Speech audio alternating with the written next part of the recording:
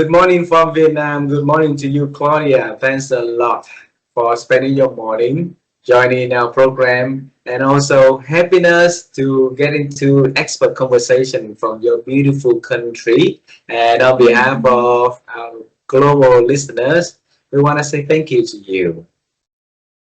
Thank you so much. Thank you for reaching out. And I'm feel honored and I'm pleased to be part of the program. And yeah, super excited for this. Hey, and this week is very exciting week for the Asian community and for your country when your country has been becoming the 11th member of the Asian, and congratulations. There's a lot of hard work from a lot of people from your country, you included, to make it happen, and we're just gonna say congratulations. Okay. Thank you. We're super excited, and it's been like a line celebrations here in Timor-Leste, and we're excited for the opportunities that will be presented by ASEAN, and we love to go explore any potential collaborations with you, with people in Vietnam and other countries as well. So we're super excited for this.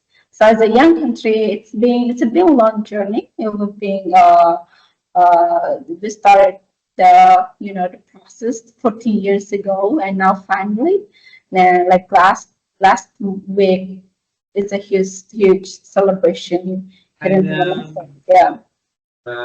worth all the trying, worth all the effort, worth all the work and commitment for a lot of people, right?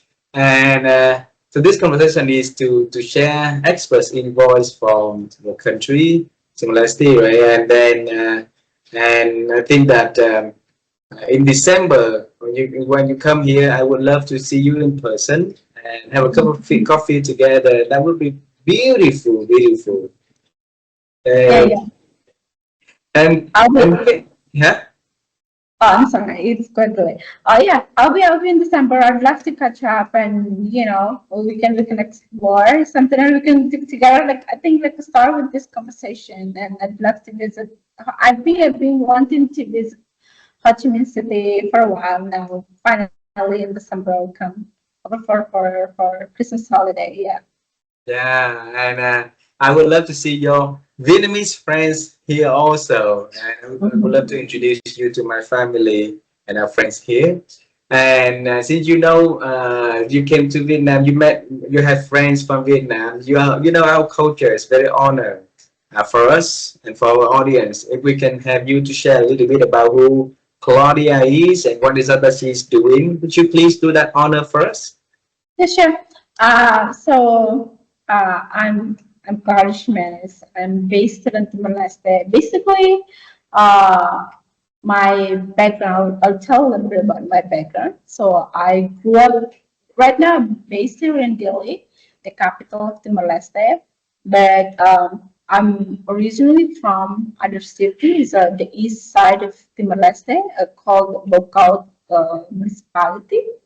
So I grew up there, and I moved to Delhi for high school with my family, and after that I went to Bangkok for my undergrad to do my.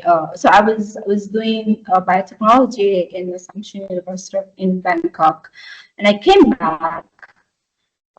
Yeah, I know that you've heard a lot in Timor-Leste. We are still, developing. We are trying to build the economy of the nation because we just got independence in 20 years. So there are a lot of work needs to be done. So I came back from my uni year after graduating. I came back. I saw a lot of struggling, a lot of uh, farmers that they cannot sell their products, their produces, their special fruits to the consumer. There is no market. They meanwhile being importing a lot of consumer products from other country. So that is why I started my journey in the business. So I found a company focus on it's a manufacturing company. So it's quite surprising for you that I would say that That's the first juice manufacturing company here in Timor-Leste. So I found it like 4 years ago. So I was like, it has to be like, I wish that this company already existed. It's already founded like years ago so that they can help more farmers. But we just established a very first like just manufacturing company 4 years ago. And we've been working with a lot of farmers to, we produce for like the fruits from them, and then we produce into juice. So that not only that, to to help to substitute the imported products, but also to help these farmers. So I mean, like as of now, we've been working with more than 200 groups of farmers, around the country. So they sell our products to us. And before that, they don't have. So now they scale up their production capacity because there is a market. Before there is no market, and after in a food and beverage industry for a while, I noticed that there is a gap in the entrepreneurial ecosystem. We don't really have support. So when I started my entrepreneurial journey, it was really hard to access to the capital. It was really hard to access to the resources that can help my business to scale. So it was available, but like it's not that. I would say it was like a project based. It was international development program. But after that program done, and all the support will be gone as well. So, and that's why after I experienced those challenges in my entrepreneurial journey, and I started to uh, think that design a program. What if like we create a entrepreneurial ecosystem that can help like people like me? Like I believe there are a lot of young entrepreneurs out there that want to start a business, but since there is no support, that is why they cannot. They just hold back their dreams.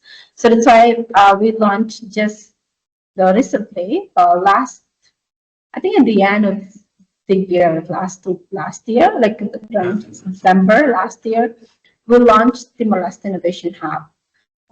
This businesses aim to support to create entrepreneurial startup ecosystem where we can support businesses, like young entrepreneurs, to come up with more innovative businesses, like to boost the innovation here in Timor-Leste.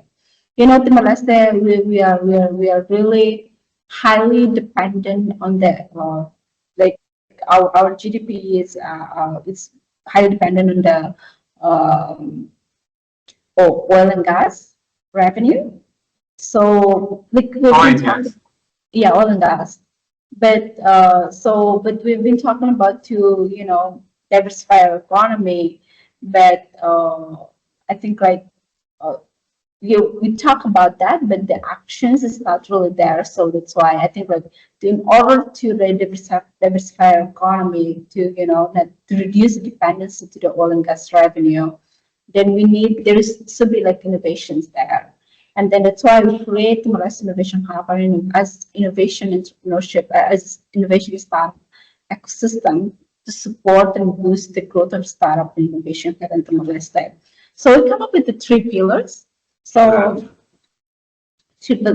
our vision, my vision for the Timor-Leste Innovation Hub is to help the businesses to access to the resources that they need, the training, the services that they need to support their businesses, to access to the capital, not only that, but also access to the R&D facilities to refine their products and businesses. So that is what I envision in Timor-Leste Innovation, because that's what I experienced.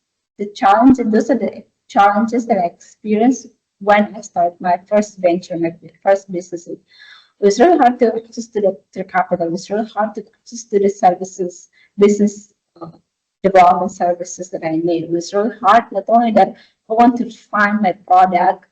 I cannot access to any R&D facilities around Timor-Leste.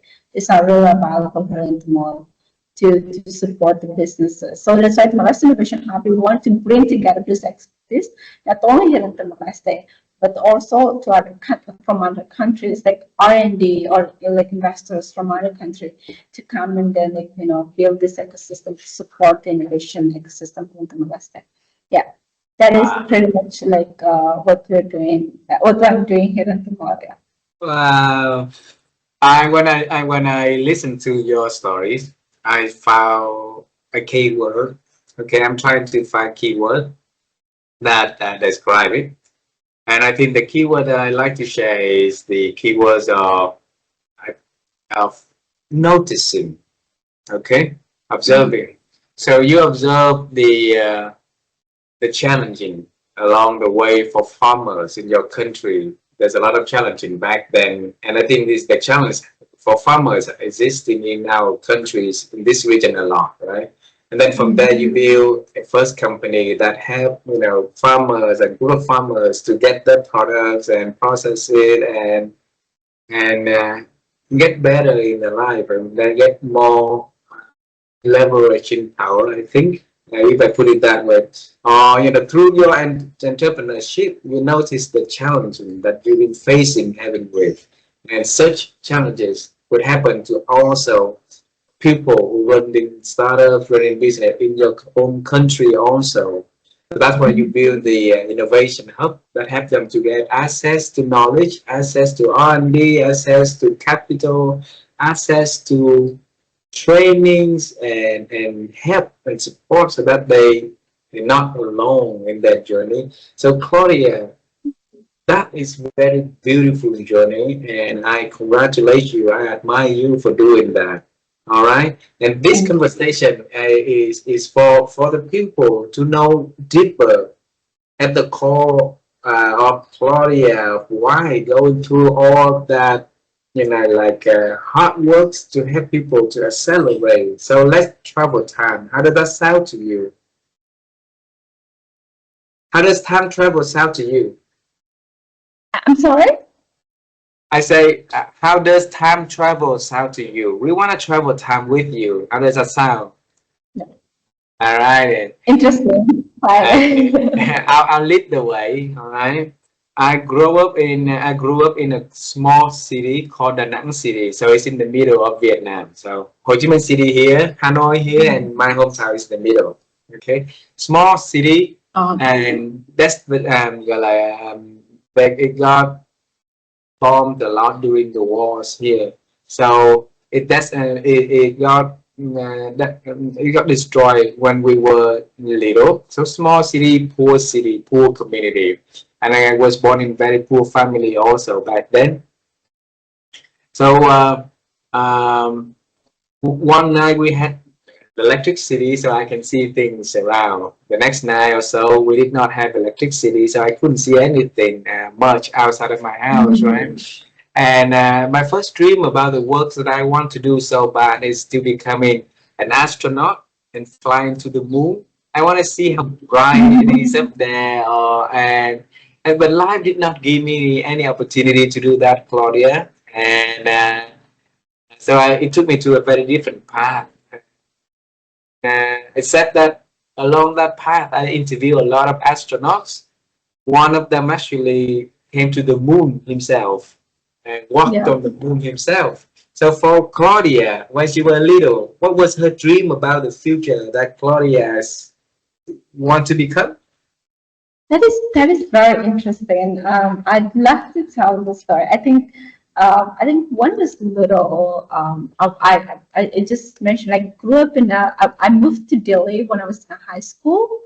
With my family, we moved here. But I think I was there for the middle school and the elementary school. I was in Delhi first, and I moved because there was a civil war around like 2006.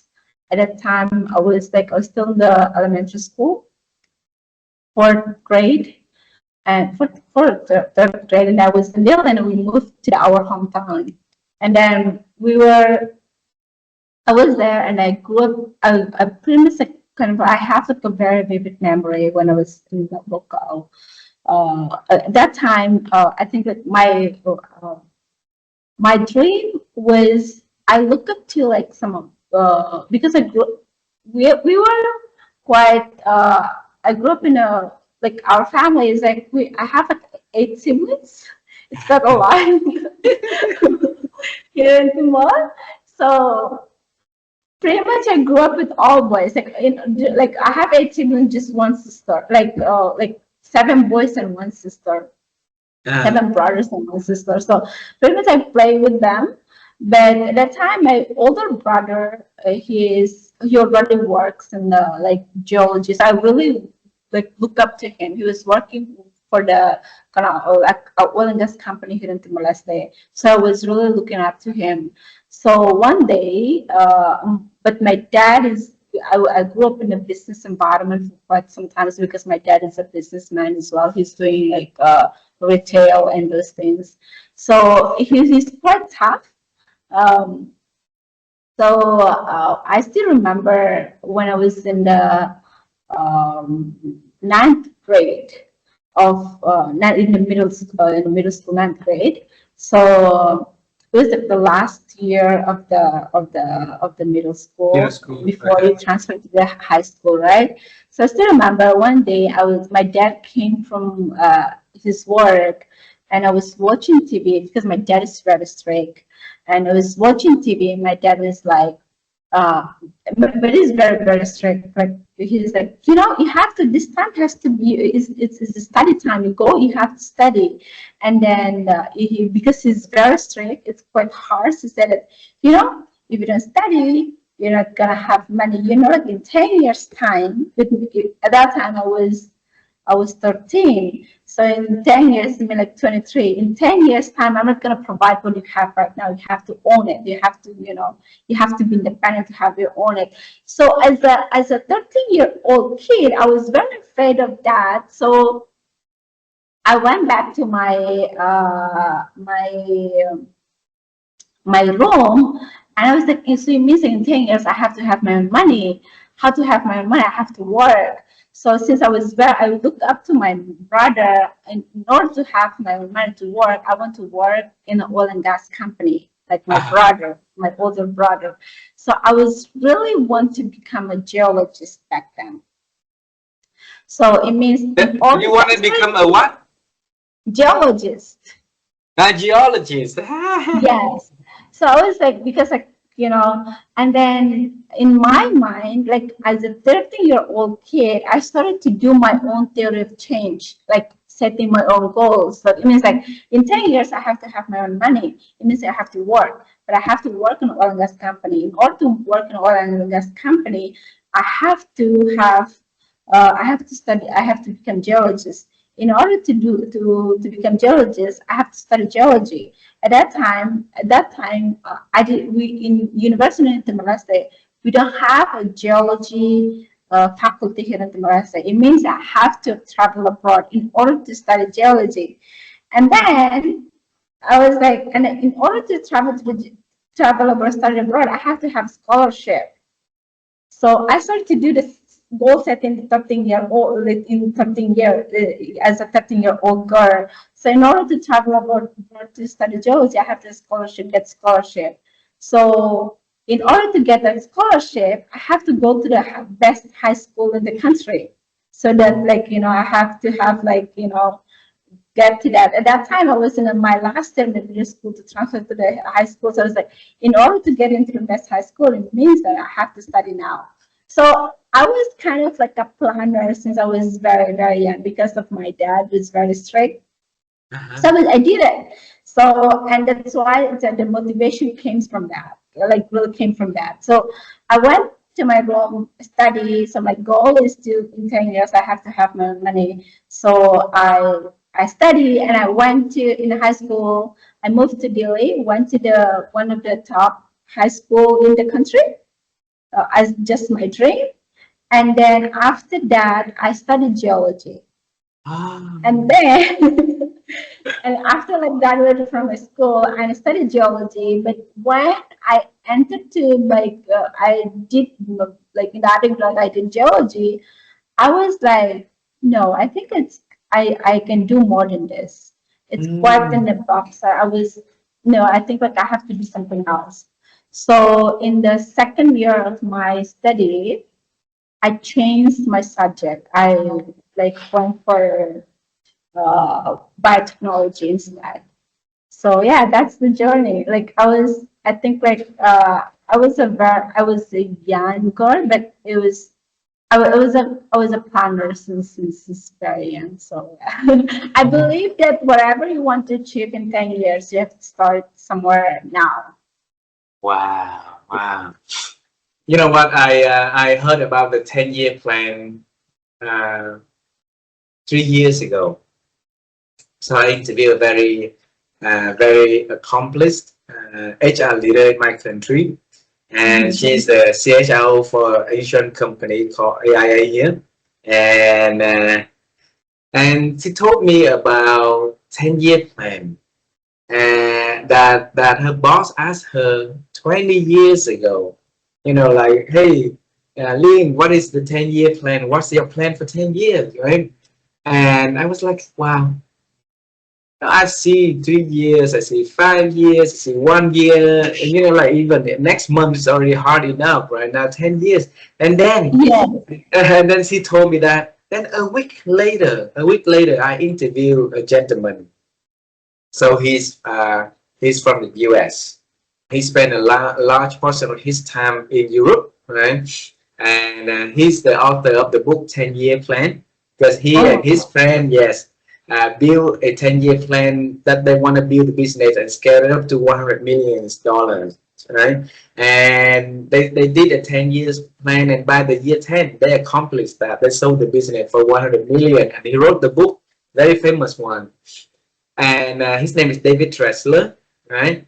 And now today you also tell me about 10-year plan. We would love to hear it from you. The 10 years plan uh, at the 13 years old girl, right? Mhm. When her father told her that, hey, you need to have a future, you need to study, and then something that busted in that Claudia's head back then, to think about the future, to worry about the future, to find solution, to come up with plan. And now you tell about 10-year plan. Start today. Explain first a little bit more with you. I'm sorry. Share with us a little bit more about, if we want to have a 10 years goal accomplished, then we have to start today. Share with us more about that. What do you think about that? Oh, I mean, like, for I'm sorry, you're asking about my 10 years plan in the next 10 years, or like Back then, when you were 13 and you think about your future, and then the 10 years plan, you create a plan in very detail, what need to be done, study what, go to the best year school in high school, then get yeah, scholarship, and it's very, very well organized in the 13 years old mind, right? yeah. And how did you come up with that 10 years plan like that? It's very comprehensive. I think it's oh, that's very interesting. I was surprised as well. So when I look back, I was like, that 10 years old, like that's 13 years old. Like it's quite. I think it's because at first I was like, I have to create this plan or else I'm not going to survive in 10 years, because my dad was like already, threatening me to not provide anything when I was like in 10 years. So I have to like, I have my own backup plan in 10 years. I have to become what. But I think like it's one of the things is probably I grew up in a family that I think my dad served as a military. He's very well organized. He's like whatever you want to do in a week, you have to do it. So every time, like when I still remember when I was still in a elementary school, or in a middle school. My dad, like everything before you begin your week, you will come and talk to him whatever you want to learn like this week, and what Wow. are the subjects that you're gonna learn, and then after that you'll tell me after like 1 week, after like the end of the week, you'll come back like you really like, oh really, you really like, it's like a weekly plan that my dad will like create that to us, because like it's quite hard, like so it's like raising 9 kids in a household. I think like he has to use like some of the military tricks for Mhm. us in order, because like he didn't like that soft. It's kind of like it's not soft dad, but I'm glad that he was that strict for us, because he really like raised us to become a planner. Mm. Every week we have our own plan, even though like in school. So I think like it's because of the habit that like when I grew up in that's why when he said that in 10 years I'm not gonna provide it, automatically I have to have my own plan. Wow. So yeah. You see, Claudia, it's beautiful as a role model. Your father, like guiding you throughout your life, right? It's so beautiful seeing him at the beginning of the week asking all of the his children to come up with the week plan of what they want to accomplish, what they want to learn. Then at the end of the week, right, he has a session with each of you to double check between your plan and what you execute. So that's helping you, and I think your other brothers, and also having the skill set of planning your day, planning your week, thinking ahead, and that's very important. So he's a very like wise gentleman coming, and I really admire that gentleman in the way that he processes thinking and leading the family, and leading from the family that building what you do today. That is very important. But we haven't talked much about your mother. If you can think about a piece of advice or wisdom that maybe your mother has been having on your life, so maybe we want to hear from that also. I think it's quite it's a little bit emotional when I talk about my mother, because my mom just passed away 6 years ago when I Oh, was in Thailand. Uh, she's being a very good helper of my dad. They're a very good partner, like along the way, like raising 9 kids in a country like Timor-Leste, and in a area like where I'm from in Bokal. It was really hard, and I think like the post conflict, like we all after like 1999 when Indonesia like left, everything is like we have to start everything from zero.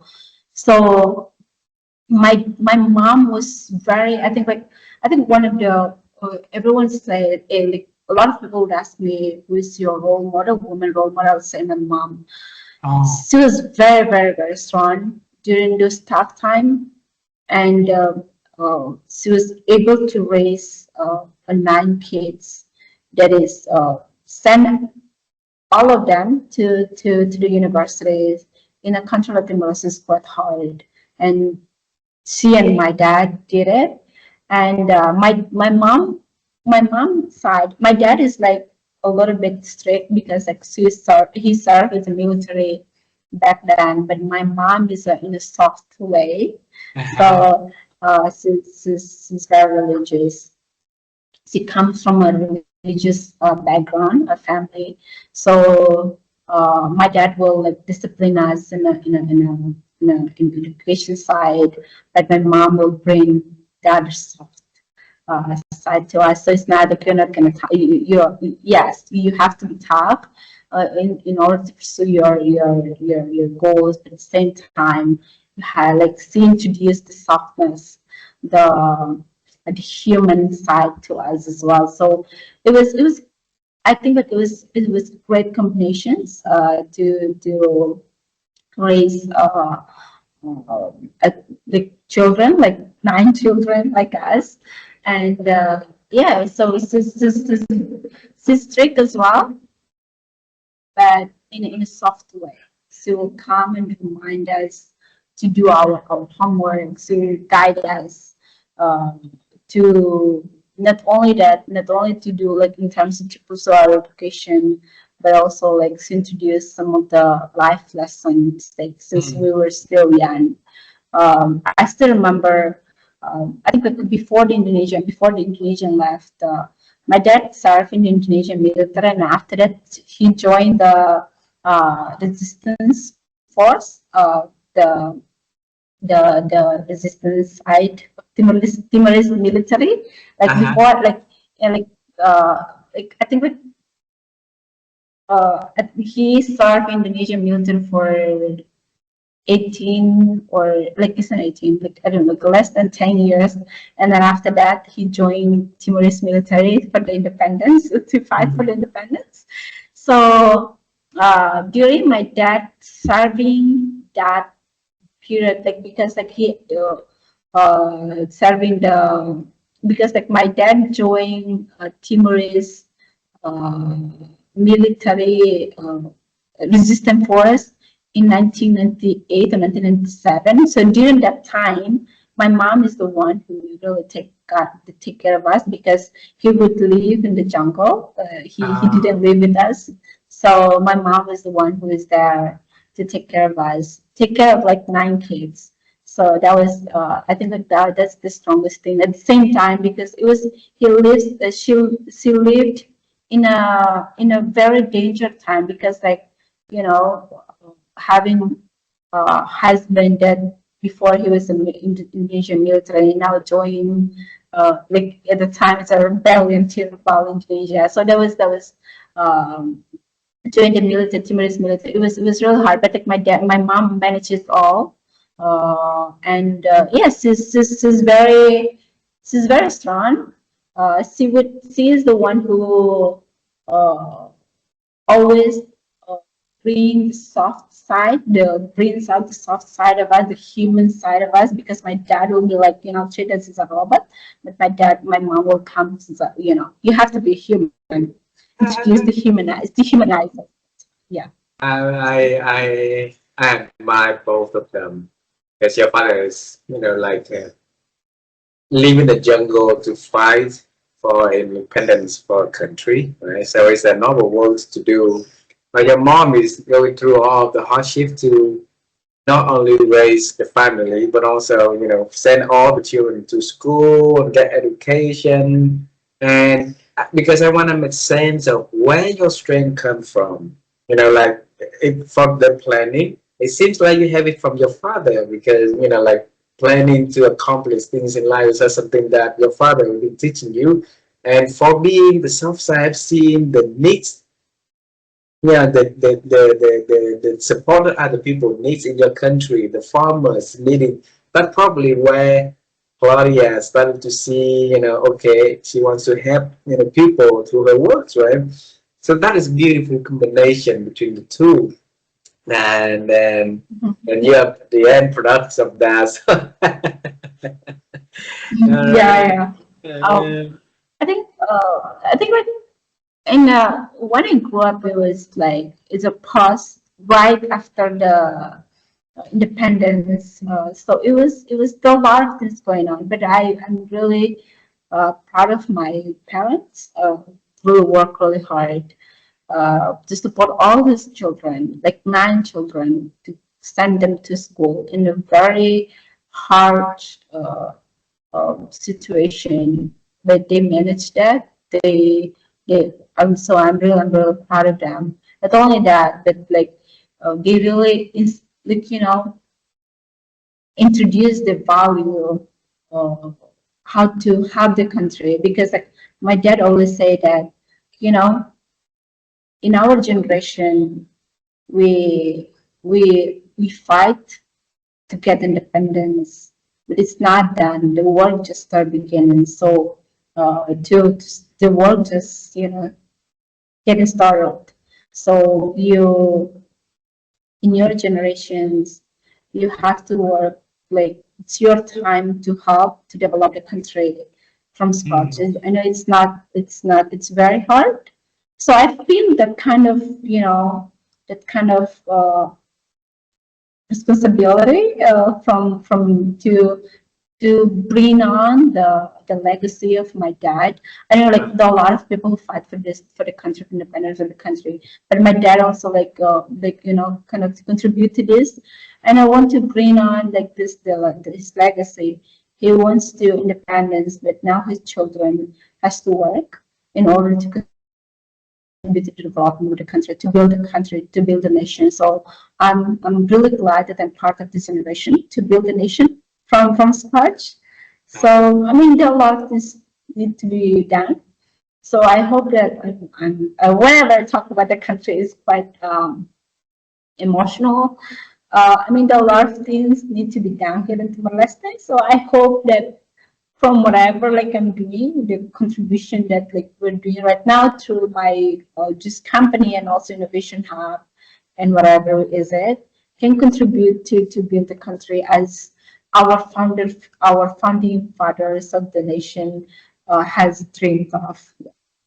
Wow, I see you're emotional right now because your dream is big, and you know there's a legacy that you carry on for your father. A part of that is the legacy that you are going to make for the next generation also in there.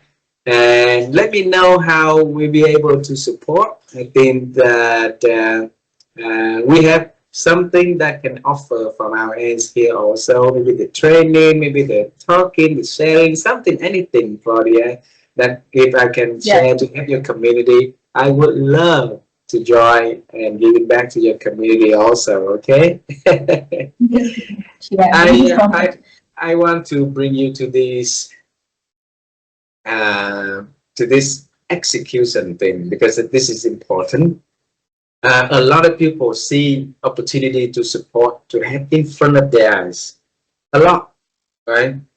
And then, I believe that there's a lot of people in your country also see that, oh, these farmers are needing help. These farmers, we can help them to get better in life. But not a lot of people will go to the next step, which is execute, which is doing something, which is making a company that helping the farmers, right? So you took that next step, and that is scary, right? Because that is something that is totally new to you. Entrepreneurship is something not that challenging, right? In a country that evolving and growing is also challenging. You don't have a lot of resources back then. You have, not a lot of experience also of running and manufacturing and something like that. But took the bold action decision to act and to make that action. So why did you summon all of that strength to do that, Claudia? Oh wow! I think it took courage. I think that's very very interesting. I think I would say I did my when I share my dream when I was young. I want to become geologist, to work in an oil and gas company. I don't want to do anything about entrepreneurship business at all. And then after that, I was doing biotechnology, which is like it's in the science space. So but I think that it's because of the social problem that here in Timor-Leste, the unemployment rate is really high. The farmers cannot access to the real market. I mean, to the sustainable and fixed market to sell their products. The poverty, the malnutrition, and then meanwhile, at the same time, like we are importing. Every year we spend millions of dollars to buy fruits, to buy juice, fruit juices from other country, and we have all these resources. Why don't we leverage this? Why don't we use this and produce so that we can consume these things?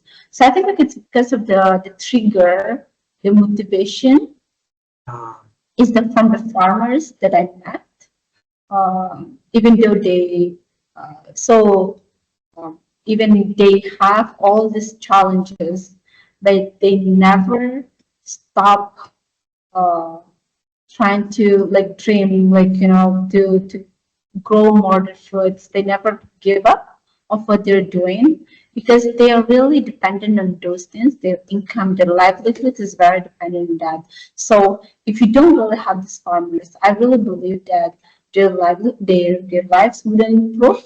So if you want to do something to help them, so I talked to one of the things that I think it's one of the things that really changed my perspective was really one really pushed me to execute was I had a meeting with these farmers like in the southwest of the country. He was like, yeah, we go all of these things, we but there is no market. We just need market. If there is market, then we will sell more. Not only that, not only will sell more, and we will grow more, and at the same time we will help our children to go to school. So I think that is the motivation was like they really need this. So we started to work with like a few farmers and they were so happy. And I when we started buying fruits, first we started uh, with a pineapple. We buy pineapple from like a group of farmers. They were happy because they now finally we have a market for this. And then it's like, oh, I can't stop this. If I stop, if I give up, I know I got a lot of challenges. I mentioned that why we started like innovation hub because there are a lot of challenges when we started like the first businesses. At first, like I was with my partner, we were like, oh, I think this is too much. A lot of challenges. We want to give up. But if we give up, then these farmers will lose their dream. We cannot afford that. They were so happy when we buy their products. And not only that, if we give up, every time when I feel that I want to give up because of the challenges that I face, I look at the people that I work with. Oh. If I give up, how this young people, like I feel bad when they don't access to the job. I will feel bad if the farmers didn't access uh, to the market that they need. So I think it's because of those social problems. Those are the motivations. Those are the trigger. I think those are I would say the energy that gives me so that like to uh, moving, keep moving, even though there are a lot of challenges.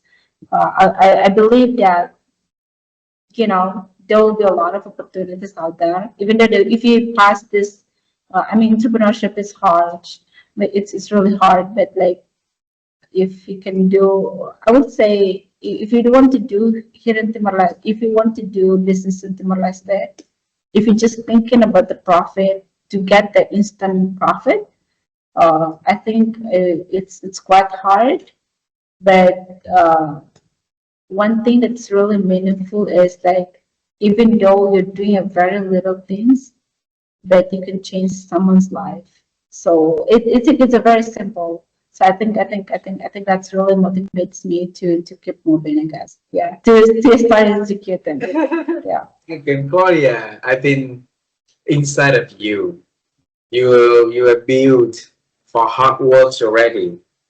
And your father, right? Your mother, they're all going through the hardship to raise you guys up. And so you've been seeing that every single day in your life at childhood. So, you know, anything that's hard is just another challenge for you to see opportunity where you can fix those. I don't think it's going to be any issue at all for you handling that.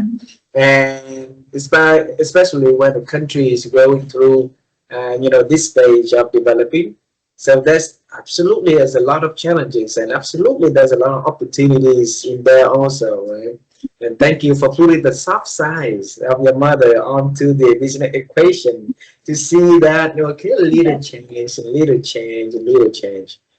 And you know what? Business is all about people, right? If you have people do when they need it most, guess what? When they can have a better future, who they gonna think of? Who gonna think about? They're gonna think about you. because you've been there with them on day one, man. So thank you for doing that. And next is about raising the bars, right? So helping the farmer is hard already, and then raising the bar to help entrepreneurs.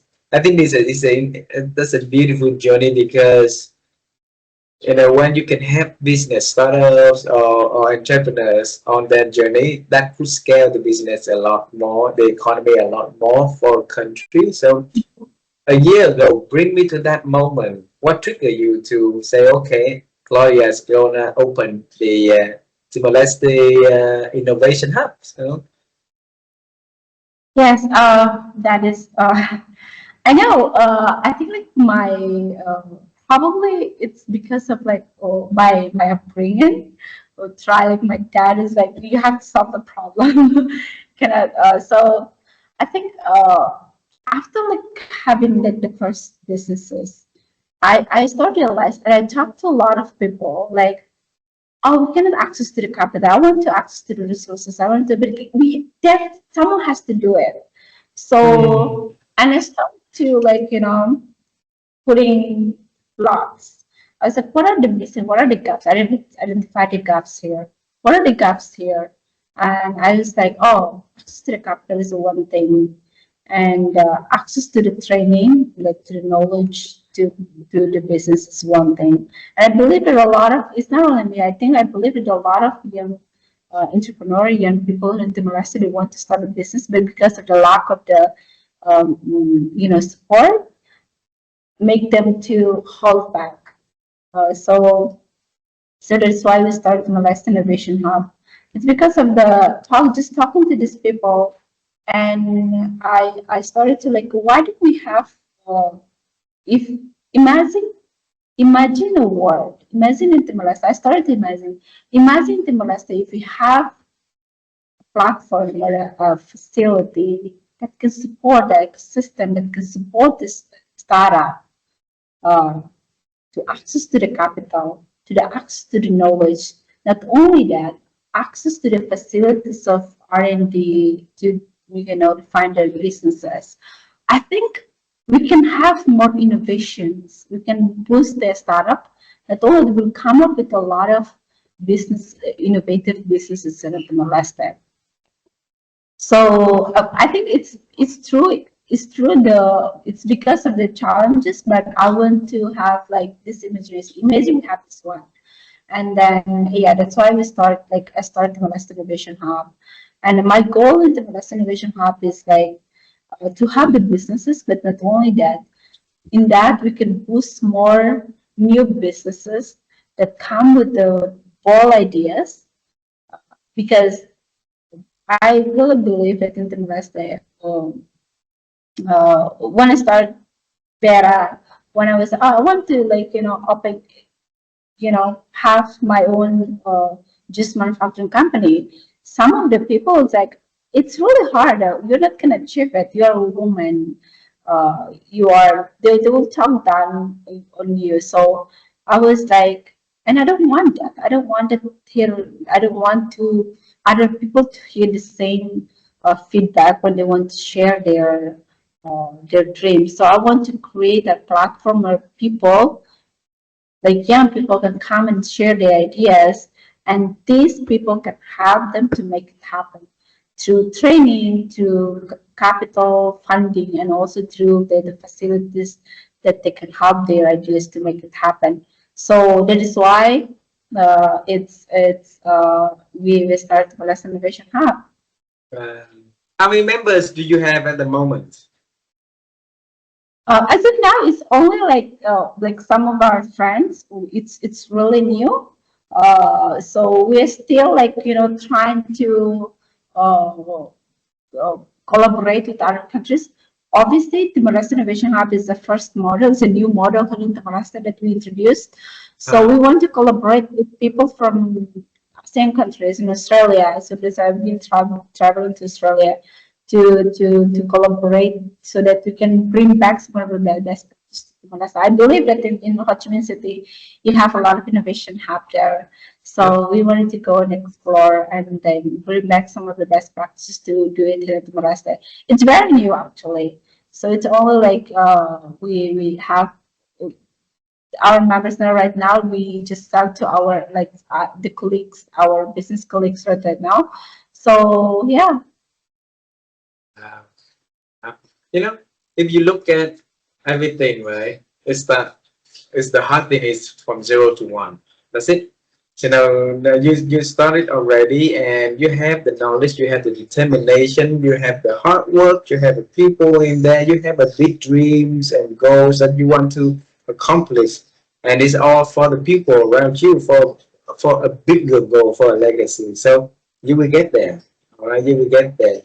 And so the next meeting, if you have for the group, and if you need any like motivation, any story share from a different perspective, different country, I would love to join and share some like insights on the NEWNESS framework that can help people to build a mindset to accelerate in the world full of changing today. Okay. And Claudia, you mentioned one word that I love hearing is the word I think. Okay. And the world is full of noises out there that is impacting our ability to think.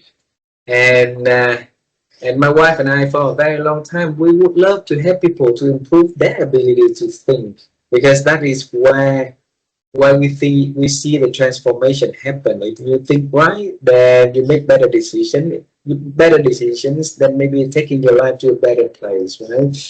And one of the best way for us to contribute helping people to think better is simply by asking the people who join in our interview to share their practice of thinking. So the big question we want to have for you, Claudia, is how have you been growing your ability to think over the years? Oh, that is that's quite uh, that's very very interesting. I think when in terms of I'd love to say one of the things that the in terms of like focus on what you're doing, thinking like growing your thoughts. One of the things is like I choose to focus in what matters. I would say I think like I would say that like because a lot of when you want to start something, a lot of people come with the different thoughts.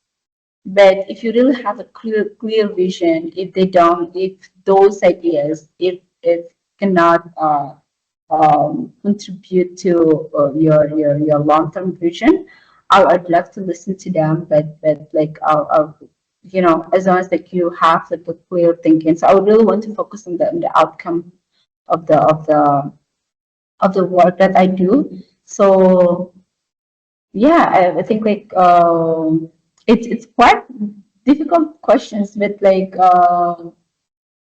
I would focus on what matters and what can make me happy and other people. It contribute Uh, to the um, uh, my big goals. That can not only like for me but other people as well. I think that's what like really matters for me. Yeah. I think that's also another way of doing, right? Because if you're not focusing on what's important, then you will do so many things at the same time, and at the end of that, nothing is accomplished. Nothing big will be accomplished. But if you focus your time, your resources, your energy uh, on things that are important in front of you, then we're starting to produce the result, and those results Yeah. will bring good impact on other people, right? And two last questions for this conversation, right? And the first one is, I'm gonna bring you to the moment when you're at ninth grade, when your father told you that you have to think about your future. You have to, otherwise he's not gonna support you when you grow up. You're gonna be on your own and stuff like that. So you were watching television when he came back home, right? Mhm. Yes. And now You and I will travel time. You and I will walk into that door. You and I gonna meet you back then and him back then. That very same room, okay? And you are going to tell him about the future, about something that you want to tell him and yourself back then. So what is that Claudia is gonna say to them then? Oh, that is quite hard. I would say thank you for thank her for taking the initiative since very such a young age to think about the future. And I think we made it. We didn't really we didn't become the geologist. We became something else, and we have helped like a lot of people to because of you taking the initiatives. You took that initiatives to draw our theory of chains of life, our life DOC. That is why it's what I now we are already here. So there are a lot of work to be done, and I hope that now we are going to write other theory of change in another 10 years. So hopefully we can achieve that. So I would thank her, and Mrs. is brave in a very young age, and I don't know how she come up with that idea, but yeah, I think because of if she at that time, and I'm glad that I would thank my dad as well, because he told me that he wouldn't provide anything that I had at the time in 10 years. That's really like forced me to think. Um, about my future. So I would thank him. If he didn't say that, I would still watching television. I would still like miss all those moments. I didn't go to my room to study so that I can go to the best high school in the country and to become like this. Probably I would. I take everything for granted. So I thank him. I would thank my dad for saying that to me, even though it was quite harsh for a young kid. But I would tell you, if he didn't say that, I wouldn't become what I am right now. Yeah. Yeah. I mean, he has his way of sharing wisdom, right? Life is not easy. And for sure, his life is not easy. You know, he went through a lot Yes. of challenges in his life. So, I mean, that's the best way that he can pass a message, a piece of wisdom to you. Of course, with love, right? And now you start to see, you know, along the way, you start to see all of that seeds starting to build trees, starting to build flowers and blossoms. So beautiful. And the last question, and this is the project that we do for 2026. And then I want to ask you, um, you have a very different kind of backgrounds, right? And the beautiful about our journey is that we've been able to talk to different people who do different things. They want to contribute to the world in different ways, and if you look at the people you met, you know, if you look back at your journey, and if there's one skill that you think that very important that people need to learn and to master so that they can have a life of fulfilling, of a legacy, of doing something big for themselves and for others. So, Claudia, in your own word and perspective, what is that one skill that you think important that you want to share for other people? Oh, I think I would say from my side, I would think like the skill of listening. It's Listen. it's very it's very simple. A lot of people think like they're like some of the people are sometimes I think like I'm a good listener, but sometimes I'm not too. So I think listen is very important. Listen because you will learn something new. It will change. Sometimes it will change your perspective towards something. If the communication is good, if you're a good listener, obviously you will have a better communications. You will you'll come up with the best ideas. So I think try to listen more. So it's I think with the skill that so it's something I'm still trained to have is listening. Listening is very important because according to me, it's because from that you will learn a lot of things. Because if you talk, sometimes you spend a lot of time in talking, but if you don't listen, because listen, you will learn new things. But when you talk, you're not gonna learn any new things. Listening is very important because in order to learn something new, change your perspective, change your have a new perspective of life, have new views, is from listening. If you're not good listener, if you don't listen to people, how can you have different new perspective? So we're gonna stuck in the same thing. So I think that listening is very important. It's where we build our relationship. It's where we build something that can provide impact, especially in the business.